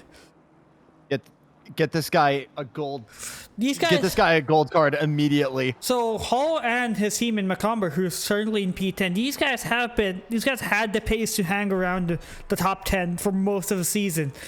And they are coming alive this season. Hall's already 1 second cleared of Arc. Arc is not pushing. I think either he might be on his third warning or he's just trying to cruise it right now because he knows that he's gonna win it. He's gonna be the one to drink from a shoe this season. But I know nobody said, was asking. Doug is also going to be probably drinking from a shoe right here because he is right behind Philip and his Mueller, the lead Ferrari in P2. His teammate out of the race from an accident. The team championship right now stands at Schwartz and Doug Mitchell might win. Well, not might. They probably will win this championship unless both of them DNF. You still have 9 minutes to change that. Yeah, well, speaking of DNFs, one thing that will not help out, we were talking about this earlier, Brooker Quigg, drive through penalty. Bad day gone worse. Imola claims another victim. I'm glad I dropped him for my fantasy. I'm sorry, Brooker. Damn, that's harsh. If Diego, Do we actually have SRA fantasy that I didn't know about? Yes, we do. You have it every season. Yeah, we do have SRA There's fantasy. no way. Yes, we do have SRA fantasy, and not only do the champions of all the divisions have to do a shoey, so we saw it on this season's reveal stream. It'll happen again on next season's reveal stream. The winner of fantasy will also have to do a shoey. You have to do a Brady. Well, yeah. Not a shoey, a Brady. Yeah, and of course, coming in for this one as well, we might as well mention it now. I was going to save it at the end, but we'll mention it now. Jess can probably fill a bit more in on the details, but at the end of, I believe it's Sunday, that it does go live, there will be a vote open for your commentator of the season. It's open to the chat, it's open to the fans, and then whoever wins that will also have to do a shoey. Also, sometimes later. To do shoey. Also, sometimes later this season, well, not this season, off season, you're gonna have an endurance race at everyone's second favorite British track, Oulton Park. Yes. Or is it second favorite? It is everyone's favorite. What do you mean second favorite? Everyone's favorite British track, Oulton Park. Yeah, I was gonna say, like, excuse me. I'm more of a Donington fan, but you know what? Oulton Park deserves its love. It's me, Northlife, after all. I've got, to be fair, I've got home race bias. Yeah. I'll throw in my home race bias as well. Of course, the minute I say this, we're going to see an overtake here from Byron as he's tucked in behind Vasquez. Say it fast, Laguna Seca. Oh, Laguna Seca. Do Laguna Seca next season, please, I beg. Oh my god, Jess. Right, here we go then. To the outside. Byron. Manages to hang on to it, was braking on the curbs, and that's a spell for disaster, but kept that Belatro Bentley in one piece. I don't want to. Alexa got her bias in earlier. This is the Boatley with the Belatro colors was easily my favorite in the reveal, and I'm happy I finally was able to actually get to commentate Byron behind the wheel. Also, him giving us a good show. Integrity Farms was easily on the podium. I'm not as much of a South Park consumer as I am a Belatro consumer. There we go. Definitely not holding him at gunpoint in the mobile broadcasting van. Anyways, whilst that happens in the background, I'll take over a little bit so nothing is heard, and we go over to Ferrer, who seems to have a moment there. Aqua Minerale, so does the Beamer, going over the curb, bouncing a little bit. Fira does end up getting past. Harman gets past as well. Byron losing out 2 positions there, deep and down. He loses out in water, getting waterlogged by Mineral Waters. And now we head down to Ravazza 1 and Ravazza 2. These drivers giving it absolutely everything as we have got 30 seconds until the final 5 minutes. Hull still leads, followed by Art. And the key thing is, Hull's opened up that gap to over a second. All right, coming back to this season, what's your favorite livery this season? I think Steph talks about this in the other seasons, but other streams. But what's your favorite livery this season? I know it's a loaded question, but I think my favorite is either the Super Mario Brother livery, which is just because of how clean they are, or the Badminton's livery because I am a huge Darth Maul fan, and they absolutely nailed the Darth Maul aesthetic with these liveries. Indeed. I mean, it's either I think it's either D4 or D5 that they race in. The Ruby and Rimuru Tempest liveries on the Hondas. You know what? I agree. I love my Itashas. I'll probably run an Itasha if I have a driver who's insane enough to run it with me, like I did in Season 10 with Brandon Chan. Also, this is another amazing livery, the Me car. If you've seen the movie, I highly recommend watching it. It's a fun movie. Me car from Talladega Nights, the Battle of Ricky Bobby. My favorite thing about Talladega Nights is if you ask any actual NASCAR driver, they treat it like Bible. They treat it like something to live by, and they're like, no, this is the most accurate interpretation of what it is like to be a NASCAR driver full time. Another amazing livery is following the Talladega Nights car is, if I can find, this is also a really fun car, the Looney Tunes car livery with Wilder Vargas. He's trying to get past Andy Speed here. Another amazing livery is, if I can scroll down, Selena Boonstra in the Madhouse livery.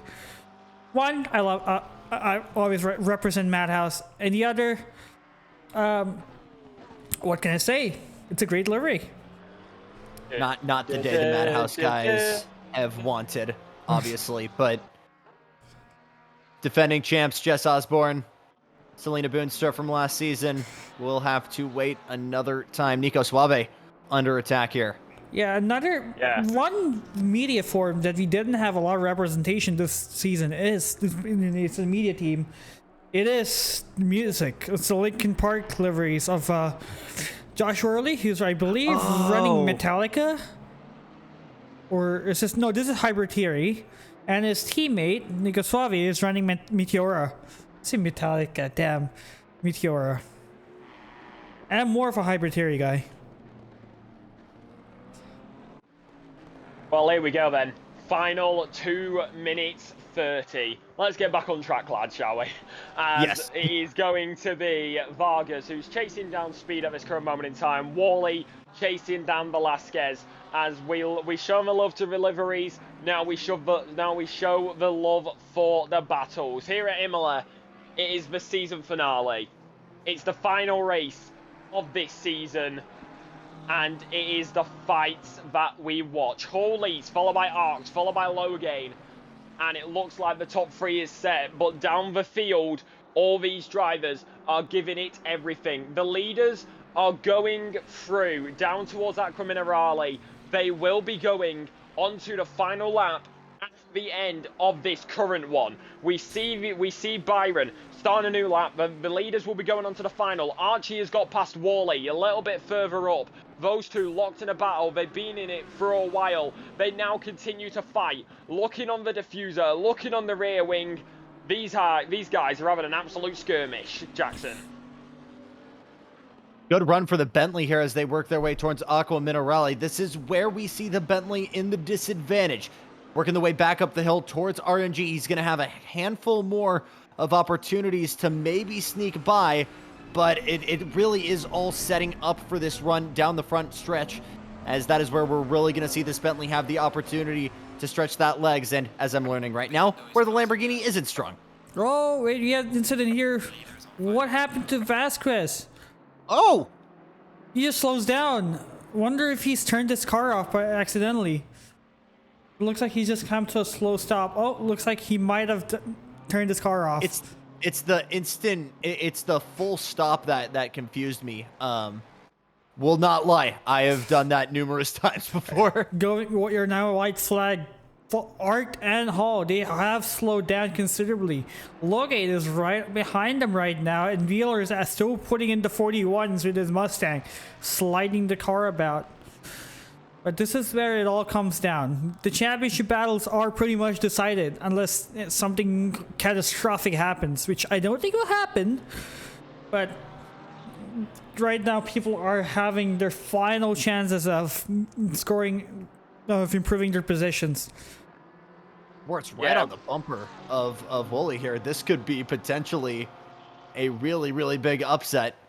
As Doug gets past Mueller, the icing on the cake for the team champ quite get outfit. Yeah, as I'm just watching something here, I'm looking on the deltas. How close is Arct and Logain? It's less than a second between them. This is the final lap. They're now heading down out of RNG as we see this move here. Douglas Mitchell gonna miss out there, goes deep, does the Ferrari, but over to these guys are so close. Here comes Philip Ennis Muller, right there with him, down into Tosa. These drivers, it's so hard to watch what we need, but it looks like that's done and dusted. We get the visual, we get the man. It's a silver on top to round out the season. Jacob Hall wins in Imola to round out season 14. Arc P2, Logain P3 as the battle with Philip Ennis Muller continues further back. And Jackson. Arc is the championship winner for D2. He wins D2 gold. And following in P9, who's gonna take the silver championship as well as the D2 team championship, Matthew Schwartz for Rebel Alliance Racing Lexus. We have a Lexus on the top step of the championship here as Schwartz crosses the line. And right Final behind lap, them, Doug. Final lap, Suave versus Russ, right to the line, wheel to wheel, side by side. What has happened here? Right with him. Oh! That was close. It was there. Suave and Rust. Suave came out on top like he was at the start of the lap, but Rust got ahead. Then it seemed like final moments, Suave got ahead again. You've got to give it to him. We couldn't get a proper visual, unfortunately, but we saw it happen there. Funk picks up a 30-second time penalty for failing to serve a drive-through, which he got on that final lap, Jackson. Drama all the way until the final end, and all of these guys are gonna party here in the opening chicane in a successful survival of season 14. I mean, the battle between, our top two BMWs, I thought it was going to be a runaway from Arct, but to be able to see a silver driver of anybody come back and fight after the pit rotation, Hollywood stuff. And that marks the end of the season. Let's try to actually look at the replay, because you asked for it, on Suave versus Russ. As race has basically ended. Russ gets alongside the Bentley, even gets a better run, but the Bentley with a straight line speed inches ahead of the Porsche ever so slightly. Look at this top speed difference, and that's an amazing end to the season.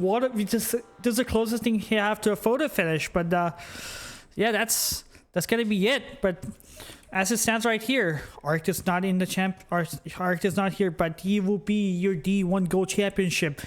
D1 Gold. I'm sorry, Jeff, you're dethroned. But our D2 Gold Championship, Arct, D2 Silver Championship of Schwartz and his teammate Doug, they're gonna take the team championship as it stands right now. What an amazing comeback from the Lexus team. I didn't expect the Ferrari team to lose it. They were the favorites going into the season, but stuff went down in the last few corners. As Jackson, looks like you are not here. You want to try rejoining the voice chat to see if it fixes it? We'll give her a go. We'll give her a go, see if Jackson does pop up on the thing. We'll give the drivers a couple of minutes, as it's just a thing that has been happening all season. Whatever. So we do have Jackson in here with us, even though he does not show up on that. But we'll give the drivers a couple of minutes to get into the debriefing. In fact, we do have one already. If we want to work backwards, we do have Jacob Hall, who we could steal for an interview. Should we work backwards? I'm just going to add Jackson in memoriam here. We'll put you there. Why not? This template's not going to be used anyways. I'll tell you what, make it in memoriam, because after we talk to Hall here, I will have to duck out, unfortunately. In memoriam. All right, there we go. So let's pull him up if I can get enough space. There we go.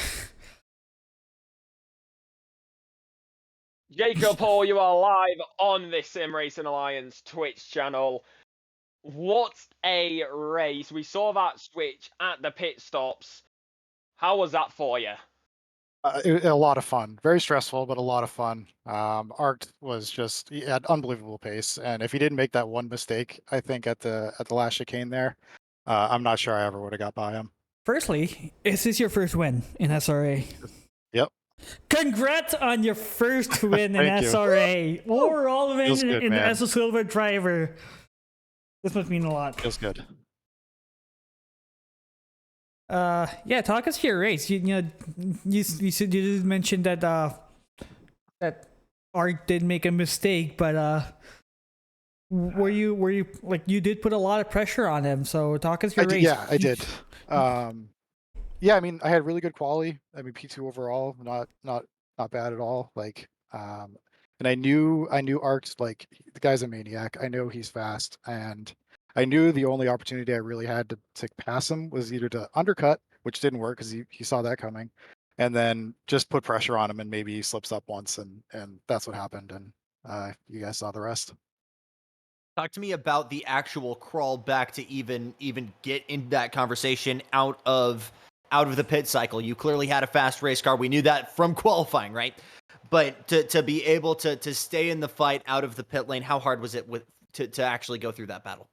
I mean, it wasn't too bad. I mean, I pit a little bit early, but probably only like maybe 5 minutes more than I normally would have. So I felt like I still had good pace coming out of the pits. And it was just, yeah, just put as much pressure as I can on Arct and just see what happened. He had great pace, but I was able to keep up with him. And you did, and you took the position from him. So now that you won the race, and now that you have in the booth, do you have any shout outs you want to give? Yeah, I got to shout out my wife, of course. She puts up with a lot to let me do this. My son, all my buddies, Paul, Tim, Keegan, Randy, who tune into the streams, and of course SRA as a whole, and everyone in the booth. It's so fun to be able to watch the replays after the fact and watch the other races, and you all do such a great job with the commentating. Yeah, and now that you have the season ending, do you got any plans for post race? I guess now you can spend more time with your family now that you don't have to spend every day of the week just grinding out laps. Yeah, I mean, I usually only get it on after everyone's in bed, so it probably won't be that too different. But yeah, it'll be nice to have a little bit of free time and just maybe take a few days off. But we'll be back. You'll be back. I don't know how long, but yeah. But yeah, We'll probably see you. We'll probably see you in D1 next season, Jacob. Yeah. I have I don't know, man. The D1 is a totally different animal. But if that's what happens, I mean, then your so lap be it. time would you put you third in D1 Silver? Okay, all right. Yeah, you got the pace. I'll take that. I'll take that. You would have qualified me. Well, fair. We shall leave you to it. Go pop open the champagne. Have a good night, and we'll send you back down to your race Thank you. VC. Thank you. And that is our winner in Jacob Hall. And who should we pull next? Let's actually save our championship winner for the last, shall we? Let's pull in P3, who I Jackson believe Lambros. is Logan. Let's see if we can pull Logan here. He's in the race chat all by himself. Move to As usual. Logan, you're in the commentary booth. Do you have us, or do you have to wrap up your stream? No, I am. I'm here. Hi. Hi. First of all, congrats on the P3. You were one of the title contenders. As a title contenders, you may have tied up with Art. But talk us your race. P3. You saw the battle in front of you. You were in a comfortable pace on your own. Talk us your race. Oh man. I don't even know where to start. It was wild, absolutely wild. Watching Mr. Hall just come out of nowhere and drop a 140.7 in quali. I was shook. I'm not gonna lie, I was a little shook. And so from that point on, I was just trying. When the race started, my goal was to hold on because I knew Arcton Hall had just insane pace. What I didn't know was there was a certain Mustang right behind me who also had insane pace and was going to fight me the entire race. Yep, Uh, Ian Wheeler. Exactly. That dude is rapid. Oh my goodness. And just great battling, great back and forth. It felt like 20 laps to set up that pass. Just because I just couldn't get a run on him. It's the Mustang. Even in the Lexus, there's only so much you can do. And it was a wild time. I didn't get to watch. I didn't check. How did Doug finish? Doug 'Cause I'm finished. partial to my Lexus bros here. Okay. You know what? I'm gonna leave this as spoilers.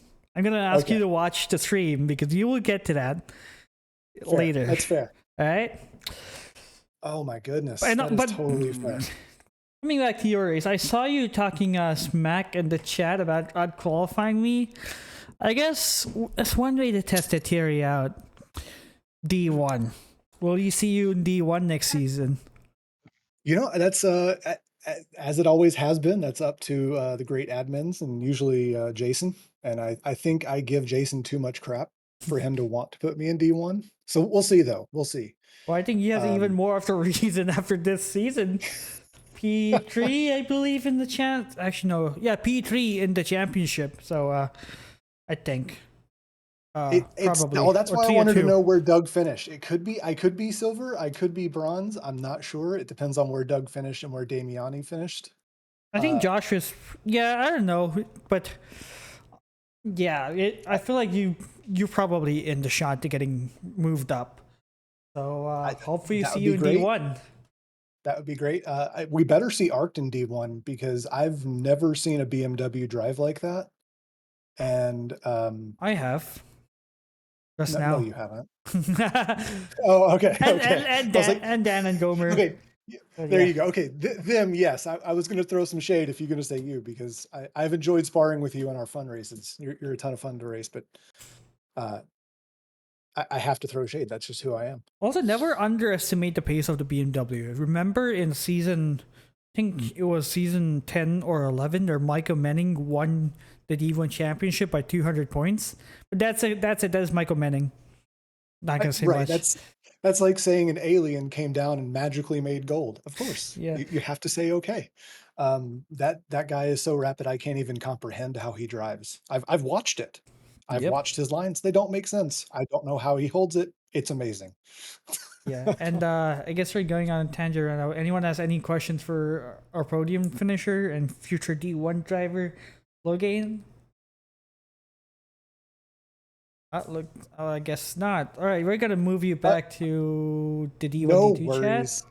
You guys have a fantastic evening. Thank you so much for commentating. You all have done fantastically. Thank you. And make sure to vote for your favorite commentator in the poll. And make sure to pick someone who's stuck for all of the D2 races. Yeah, look, you did great, but Alexa is Alexa, and right. she is amazing at what she does. There we go. Definitely not being salty here, but yeah. But thanks for putting on the show from everyone in here at SRA. Yeah. And that is our P3 finisher, Logan. And right now, Aren't you alive on I was about to say the other one. Aren't you alive on the Twitch? You are live on Sim Racing Alliance. You, of course, I don't think either way. Even if penalties have something to say about it, it's gonna be wrong. You are the champion of D2. How are you feeling? Yes, I am. Absolutely great. It's awesome. It was a great season. A shame I couldn't fight for the victory. I had a 3-cut warning and the sun in the worst spot possible. I was just afraid of having a drive-through, so I just have to give it away. But it is what it is, and I am the champion now. Yeah, you are the champion, and it's in a BMW nonetheless. How was that Beamer for you out there? Of course, it's very good with the curbs, good on the main straights. So of course you did lose out on the race win, but either way you are still the champion. What was it like out there? Of course, like you said, the sun, but how's the Beamer been for you, not only in that race, but the entire season? It was great. But I'm driving the BMW for like ever since I joined here, so I'm really used to the car, and I literally know how to make it turn on almost every track, I guess. Yeah, I remember watching you last season. So having that consistency on the same car, it sort of helps. So that was it. Yeah, I remember watching you last season. You were out there fighting for the lead in the BMW, and you finally made that work with the championship. Are we gonna see you in D1 next season? Yeah, I guess that I have no escape from that now. Yeah, it's all settled. And coming back to what's gonna be off season, you sir have the obligation, I'd say, to drink from a shoe. Do you want to tell us your drink of choice, or are you gonna keep it a secret for the shoey? I still don't know what I'm going to do. I sort of thought during these last few days what I'm going to drink, but I'm not sure yet. I don't know if I'm going to prepare something. I mean, a mix of a drink, or just go ahead with just a prepared bottle already. Yeah, and that's good. And we will be keeping an eye out for that. I personally am going to be super excited to see the D2 guys do your shoeies. No bias there, but yeah, we're definitely going to be excited for your shoey. Alexa, do you have any final questions for our championship winner, our champion, D2 gold and overall champion for SRA season 14? Well, only one thing. Before we'll let you go open the champagne, but before you do go, is anybody you'd like to give a shout out to? Yeah. Shout out. Yeah, it's almost past 12 here, so it's my girlfriend's birthday, so shout out for her, and a biggest shout out for the community itself. Such a great place to be part of, and a great community. So just share it with everyone here. Oh, thank you very much. Thank you very much. We shall let you go. We'll send you back down to your D1 racing crew. And of course, feel free to pop over the champagne or whatever beverage is your choice. We'll let you go. Have a good night. You both too, and thanks for commentating, guys. Thanks for putting on the show. And that is our champion for D2 this season. But that's not the only championship that was crowned at the end of the season. We have 2 more championships. Let's bring both of them in, right? I think both of them deserve to be in together. So let's pull in the Rebel Alliance Lexus of Douglas Mitchell and Matthew Schwartz. Matt and Doug, do we have you in the chat? Yes. Present. First of all, congrats on winning the team championship. D2 Team Championship, and congrats to Matt for winning the D2 Silver Drivers Championship. How are you guys feeling today? Talk us your race. Matt, go ahead. The stage is yours. I was struggling with balance the entire race, but I was happy to make it to the end in the top 10, secure our team championship, and it was a nice way to cap off the end of a fun season for sure. My first one back in a while, so... Yeah, coming back with a banger. And I'm proud of the team. I'm glad we were able to bring it home. And shout out to Olhausen and Mueller for putting up a battle all season long. Kudos to Matt for winning the silver division split. But I wish that I could have ended the season on a higher note. But I'm glad that I can drink out of a shoe at the end of the day.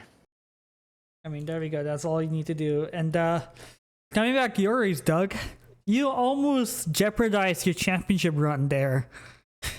I I was having a pretty poor qualifying, so I was like just kind of buckling in for a safe race, and that's pretty much what I was doing. And then I went to go do my pit, and my pit limiter didn't turn on because my car got stuck in second gear when it hit the bump going into the pit entry. So I sped by 1 kph over the line. That sucks. 1 So I was pretty kph. tilted. I was pretty tilted. Yeah. So that obviously gave me a drive through. And then in my tilted mentality, I got 3 track cuts in like pretty much the span of 2 laps. So I was nursing the last one for the rest of the race. So Nursing? You call that nursing?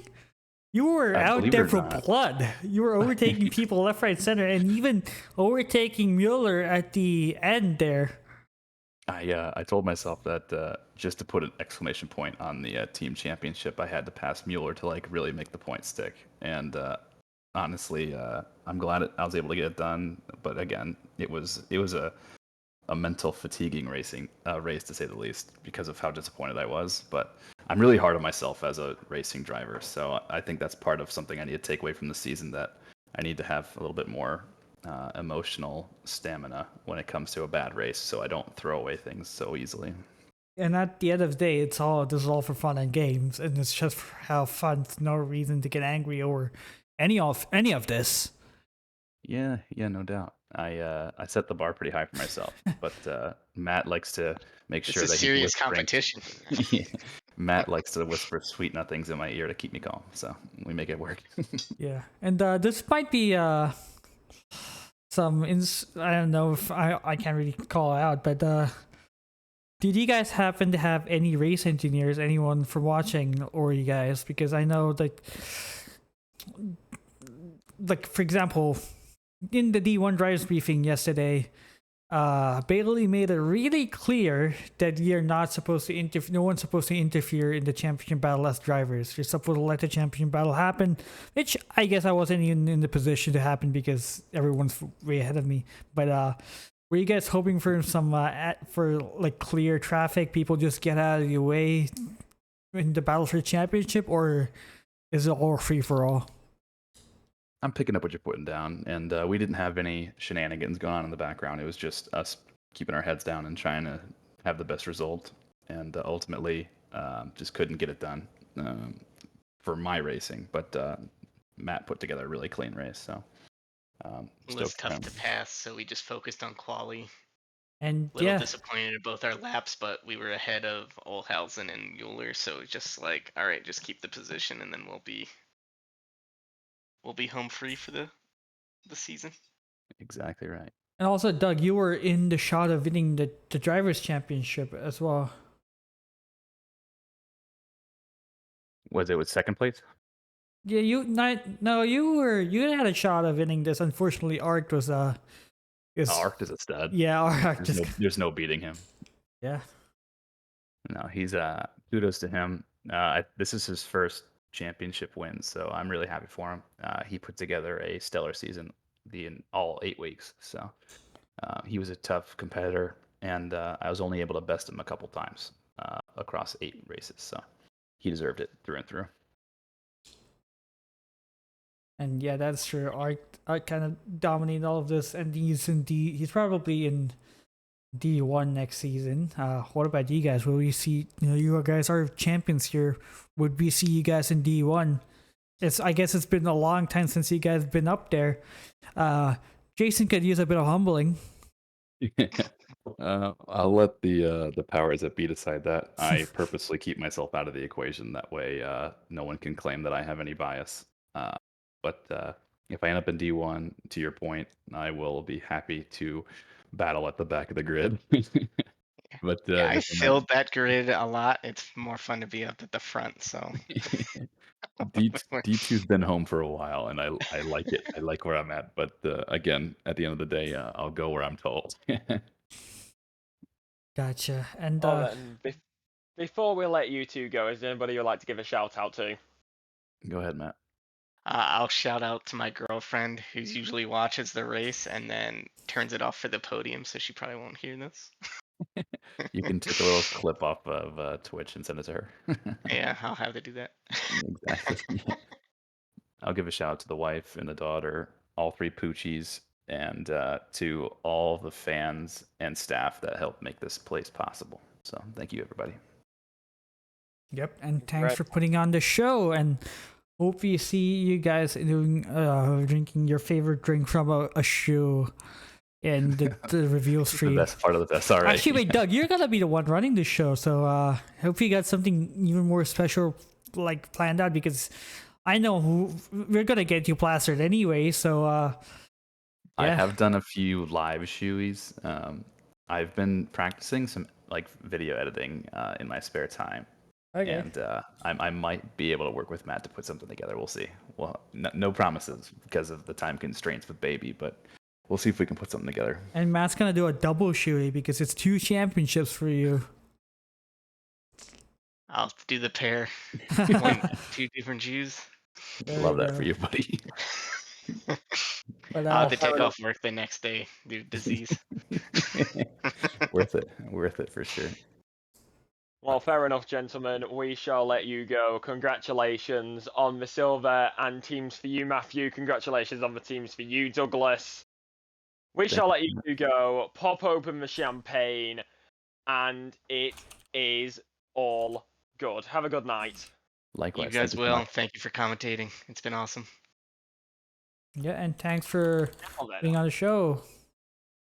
Now then, Arjun, before I round us out, is there anything you would like to say, Arjun, before I round us out on this? First of all, before we get into the personal stuff, let's go on to the season 2 calendar for one last time. Actually, wait a second, this is not showing, but the season might be done, but yes, SRA still have more stuff going on. Saturday, June 21st, that's 24 days from now. We're having a 3 hours of Oldton Park multi-class race, as we talked about earlier, with GT4s and M2s only. And that's going to be a really fun race. It's going to be a 1-2 drivers team. You can solo this, 48-minute stint timers with dynamic weather, SRA dynamic weather. We've seen what Barcelona can be. And it's going to be a really fun race. But that's going to be it for the calendar and stuff that's coming out. And coming back to the end of D2, it's been a long ride. I've been here the whole season. These guys have absolutely delivered, right on the threshold between D1 and even being able to compete with D1 in the practice races. These guys are absolutely ridiculously fast, ridiculously skilled in their ability to drive.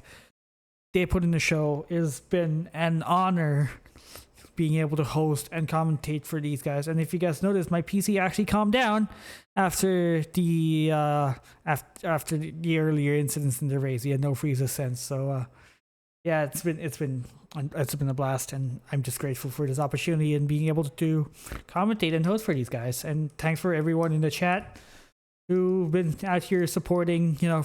Even if it's all jokes, even if it's all memes, like, you guys keep the show going. It's all part of the community. And thanks for everything. SRA, the chat, Alexa, Ilpo, Mac, Jackson, everyone. Yeah. Well, I'm gonna double that because, of course, I've only been here since the midway point of the season. Of course, D3 at the start, but I've been with D2 since I think Hungaroring, unless I was having internet issues that time. But it's been one heck of a season. I know, Arjun, you've said you're probably gonna take next season off. Correct? I don't know, probably. I don't know. We'll see. We'll see next season. We'll see next season. I can confirm that I will be continuing. Next season, I have no idea where or how, but who knows? Of course, I don't know if Jess is here. She can probably back us up on this. On Sunday, the votes go live. You people can have your say. You can vote for your commentator of the season, and they will be obliged to do a shoey. So, everybody, we're making more people do shoeys recently. But, obviously, I've been here and there. I've been all over the place this season. But, ladies and gentlemen, I'm gonna end now so we don't get emotional. The vote I goes live already on am. Sunday. The vote goes live for commentary of the season on Sunday. Ladies and gentlemen, this has been round 8 of Division 2 for season 14. It's been the season finale. I've been Alexa Marshall with Arjun. Jackson Lambros was here as well. We will see you for season 15. Good night. Good night, everyone. Good night. And thanks for watching. Thanks for stopping by. And yeah, thanks for sticking around. I've been Arjun. She's been Alexa, and we are out.